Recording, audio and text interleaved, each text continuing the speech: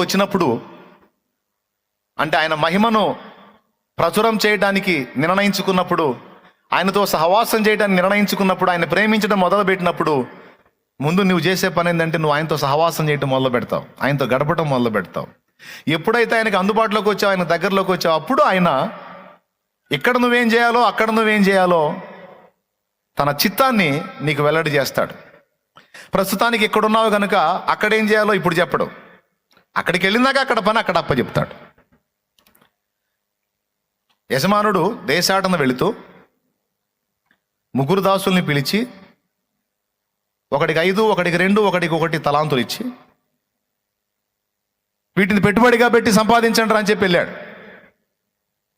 ఆయన తిరిగి వచ్చి ఎవడెవడు ఎంత సంపాదించాడో, దానికి ఎంత చేయాలనుకుంటున్నాడో తిరిగి వచ్చినప్పుడు చెప్తాడు. ఏం చేయాలనుకుంటున్నాడో చెప్పలా. డబ్బులు ఇచ్చాడు, పెట్టుబడి పెట్టుకుంటారా, ఏదో మీరు చేసిందే చేసి సంపాదించండి అన్నాడు, వెళ్ళాడు. తిరిగి వచ్చినప్పుడు 5 తీసుకొచ్చి ఇచ్చాడు, 2 తీసుకొచ్చి ఇచ్చాడు.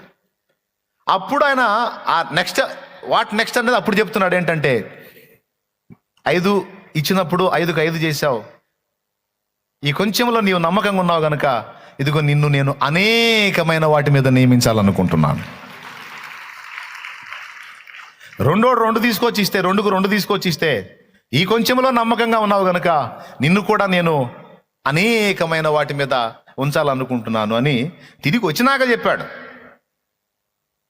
5కి 5 ఇస్తే ఏం చేస్తానో, 2కు 2 ఇస్తే ఏం చేస్తానో, ఏం చేయాలనుకుంటున్నానో తిరిగి వచ్చినప్పుడు చెప్పాడు. వెళ్ళేటప్పుడు చెప్పాల. వెళ్ళేటప్పుడు ఏం చేశాడు, ప్రస్తుతం ఏం చేయాలో భూమి మీద ఆ పని చేయమని చెప్పాడు. జస్ట్ 5 ఇచ్చాడు, 2 ఇచ్చాడు, 1 ఇచ్చాడు. ఈ పెట్టుబడిగా పెట్టుకుని ముందు ఇక్కడ చేయాల్సింది చేయండి అని చెప్పాడు. అట్లాగే మన యేసయ్య కూడా ప్రస్తుతానికి మనకి ఇచ్చినవేవో ఇచ్చి భూమి మీద మనం చేయదగ్గ పని ఏదో ఇప్పుడు మనకి చెప్పాడు, చేయించుకుంటాడు.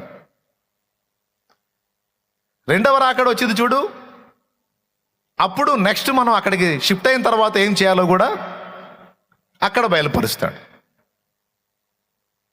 1000 ఏళ్ల నీతి పాలన అయిపోయిన తర్వాత మనల్ని నీకు అక్కడ ఏ హోదాల్లో ఉంచుతాడో, మన ద్వారా ఏమేమి పనులు చేస్తాడో, విశ్వంలో, ప్రపంచంలో, దేవుని సృష్టి అంతట్లో మనం ఇంకా ఏమేం చేయాలో, ఇంకా కొత్త సృష్టి, క్రొత్త భూమి, క్రొత్త ఆకాశం, నూతన ప్రపంచం మొదలైన వాటిలో ఇక మనం నెక్స్ట్ ఏం చేయాలనేది అక్కడ చెప్తాడు. తర్వాత అన్నీ ఇప్పుడే చెప్పాడు.